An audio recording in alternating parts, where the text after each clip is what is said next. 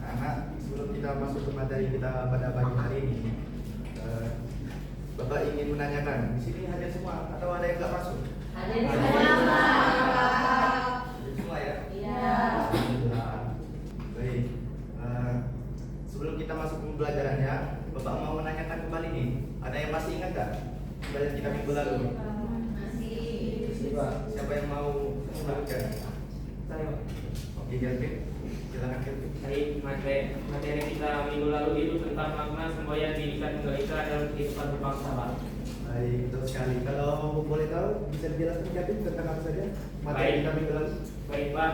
Jadi pembahasan kita minggu lalu itu makna sesungguhnya Bhinneka Tunggal Ika adalah semboyan yang mencerminkan jati diri bangsa Indonesia sebagai bangsa yang majemuk, namun tetap bersatu dalam semangat persaudaraan, toleransi dan gotong royong, Pak. Mantap, bagus sekali Kelvin. Kamu masih ingat materi kita minggu lalu? Kita kasih tepuk tangan dulu ke Kelvin. Kelvin tahu materi kita minggu lalu. Bapak ada sedikit hari ini. Kelvin.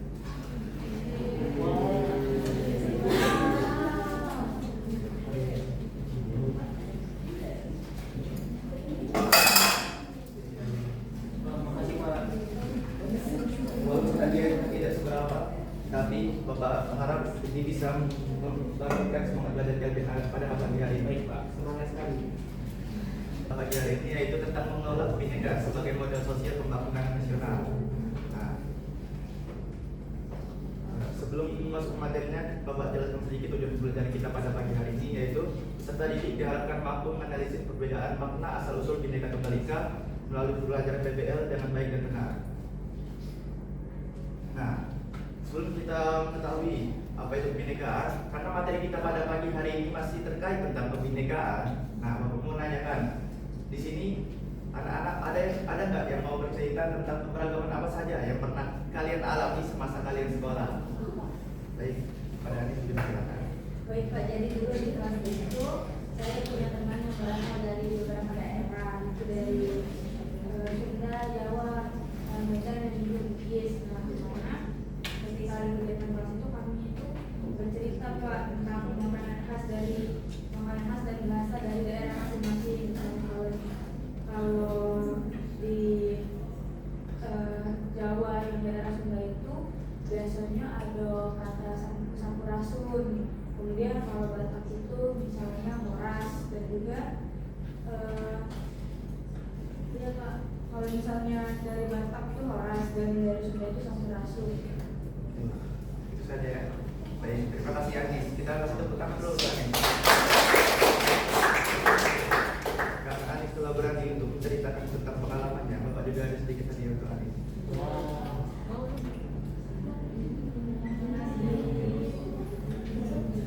Baik. Jadi langsung saja, benar yang dikatakan Anis tadi. Coba kalian di sini lihat sekeliling kalian, lihat kanan kiri teman kalian, atau wajah teman kalian. Pasti semuanya berbeda-beda kan? Beda, Pak. Baik dari suku, logatnya, caranya, kebiasaannya, rasnya. Nah, itu semua dapat bukan karena kita berbeda-beda pemikiran, tapi semua dapat untuk kita bagaimana cara kita mempersatukan perbedaan itu. Kita berada di kelas ini dengan tujuan sama, yaitu belajar untuk persatuan Indonesia. Nah, langsung saja, yaitu apa itu kebinekaan? Arti dari kebinekaan itu berarti berbeda-beda tetapi tetap satu jua. Yaitu semboyan ini menekankan pentingnya menghargai perbedaan suku, agama, dan ras agar persatuan tetap terjaga. Yaitu model sosial. Di sini model sosial itu merupakan jaringan atau hubungan kepercayaan norma bersama yang memungkinkan kerjasama antar anggota di masyarakat. Kebinekaan juga sangat penting dikelola dengan baik, menghasilkan kepercayaan, toleransi, inklusivitas. Ini juga adalah model sosial untuk pembangunan. Nah, manfaat dari model sosial itu meningkatkan koalisi sosial atau kesatuan untuk mendukung pembangunan yang inklusif dan berkelanjutan. Nah, pasti kalian di sini pernah mengalami kegiatan. Salah satu contohnya itu model sosial itu gotong royong. Kalian ini pernah kan mengalami gotong royong? Di lingkungan atau di sekolah pernah kan? Nah, di sini Bapak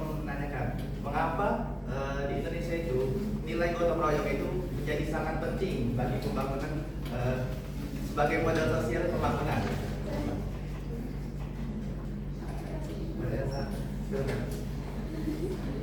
Nilai gotong royong itu dianggap sebagai wujud modal sosial dalam kebinekaan karena gotong royong itu mengajarkan kerjasama, saling membantu dan kebersamaan tanpa memandang perbedaan suku, agama atau budaya. Baik, terima kasih Elsa. Bisa kasih tepuk tangan dulu ya. Sama seperti teman-teman yang lain, karena Elsa telah menjawab pertanyaan dari Bapak juga ada sedikit terima dari Bapak Elsa. Ya.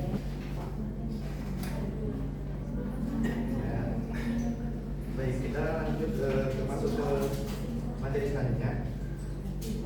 Nah, contohnya itu di dalam masyarakat, yaitu yang pertama dari contoh integrasi budaya, kegiatan lintas suku, adat atau di suatu daerah.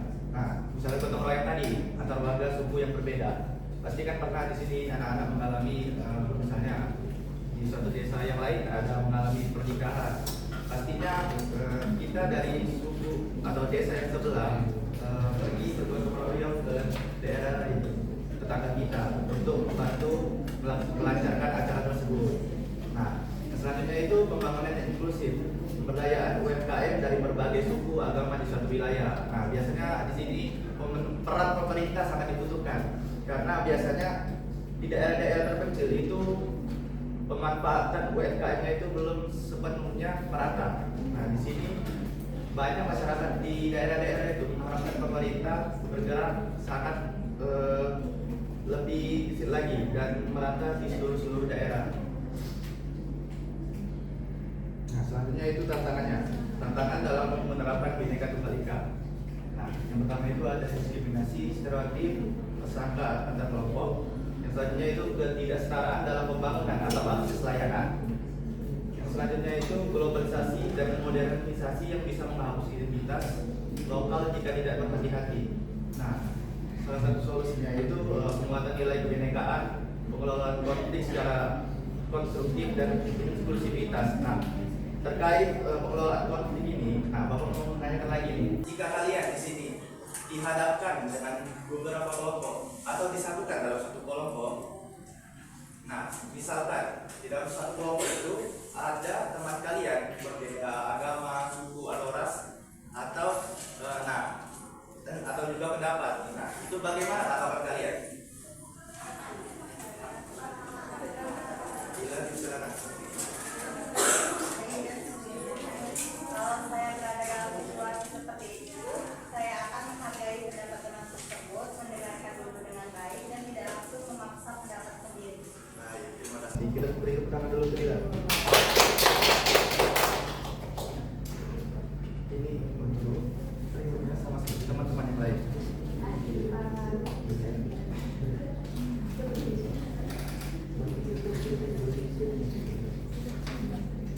Nah, selanjutnya itu ada strategi untuk memperkuat persatuan.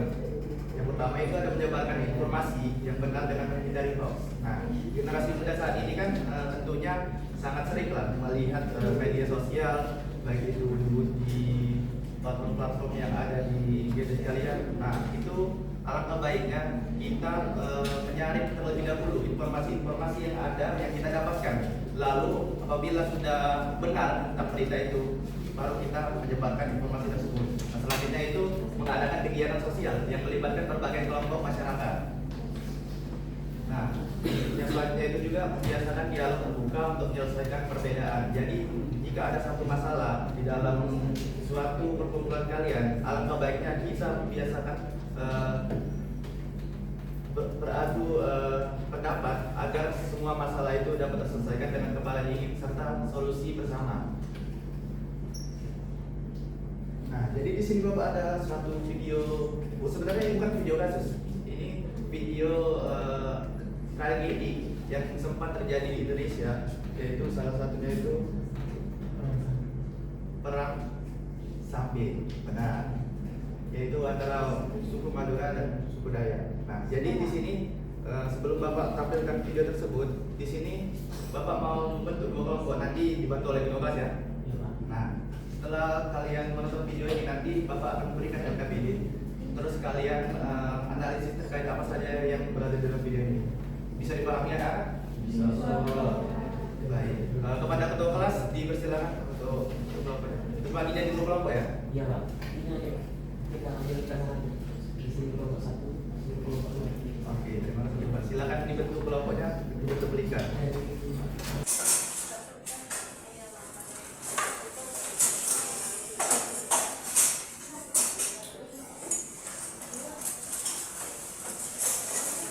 Ini kelompok berapa? Kelompok 1 Pak.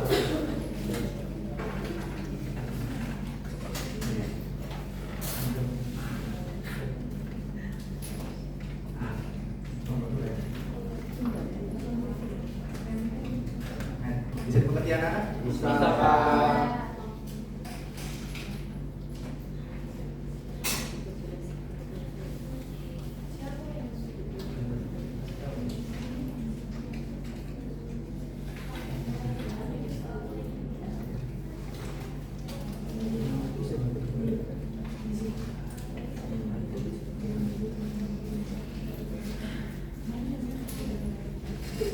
Baik, Bapak kasih waktu 3 menit untuk kalian mengerjakan soal-soal tersebut. Bagaimana kelompok itu? Apakah ada kesulitan? Tidak Pak, tidak ada kesulitan. Jelas. Bagaimana kelompok 2? Pak. Perwakilan kelompok berapa orang? Boleh 1 orang, boleh 2 orang yang untuk maju perwakilan untuk presentasikan ke depan.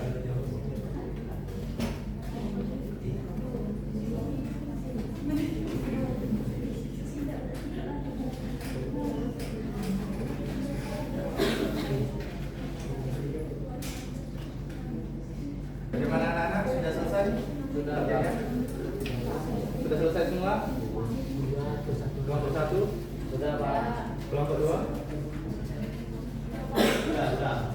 Baik, kalau sudah silakan perwakilan dari masing-masing kelompok untuk maju untuk presentasikan ke depan. Langsung sekali 2 kelompok ya. Kelompok 1 dan kelompok 2.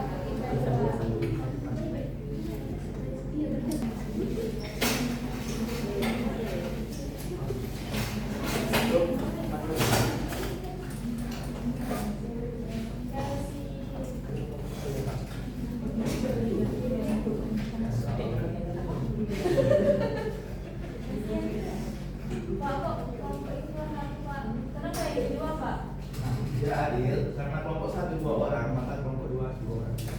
Jadi silakan coba.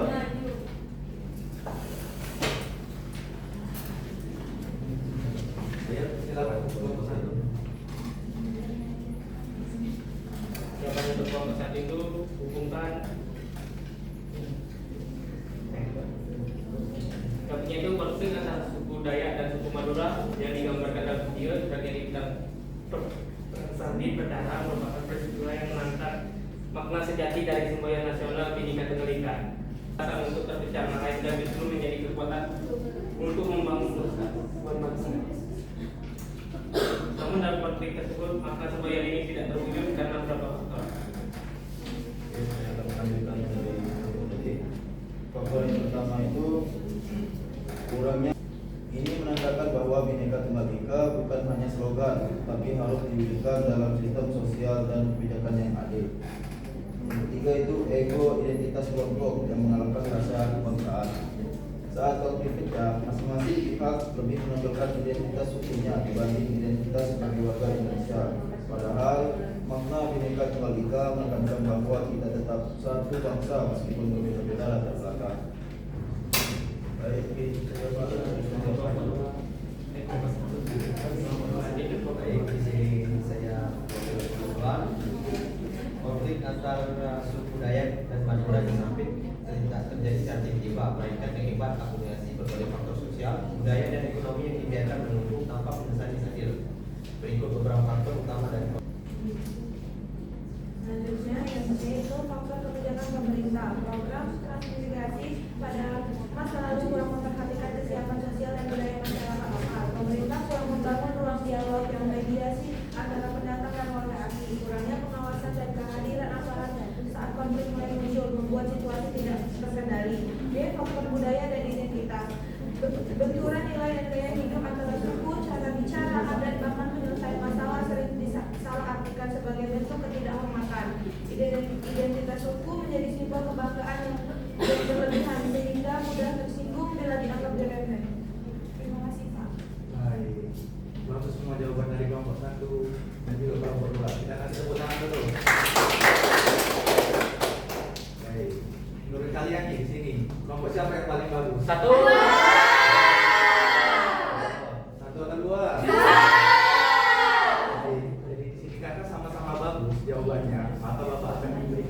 Bukit Ridho.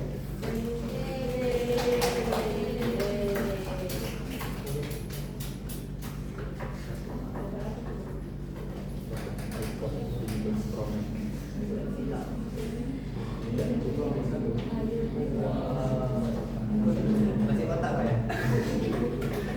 Oke, jadi silakan sesi tempat kalian masing-masing. Terima kasih Pak.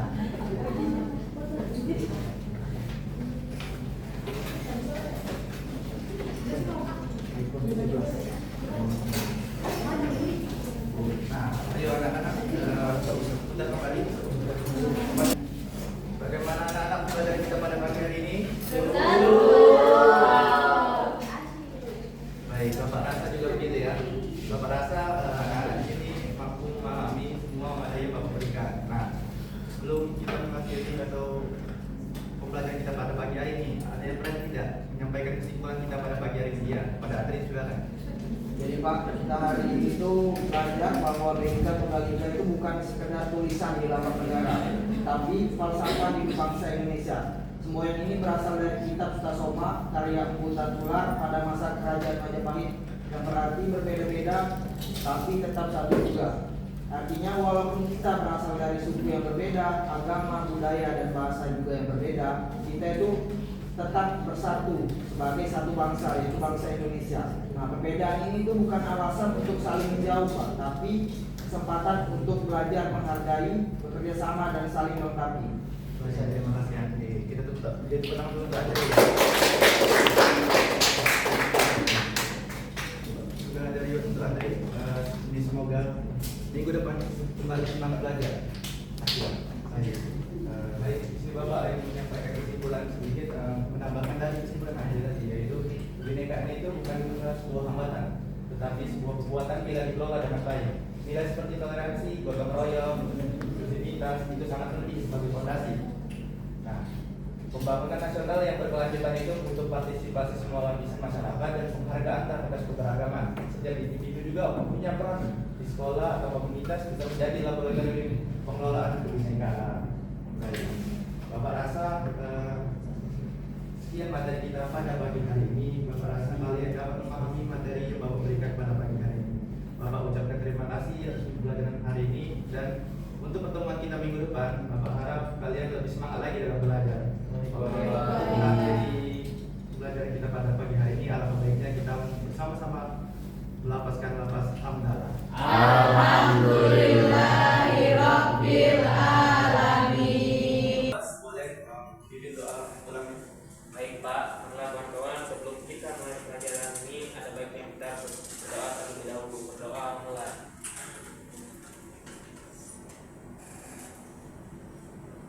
Doa berdoa. Terima kasih ketua kelas. Baik, mungkin sampai sini saja pelajaran kita pada pagi hari ini. Bapak tutup dengan wabillahi taufiq wal hidayah. Wassalamualaikum warahmatullahi wabarakatuh.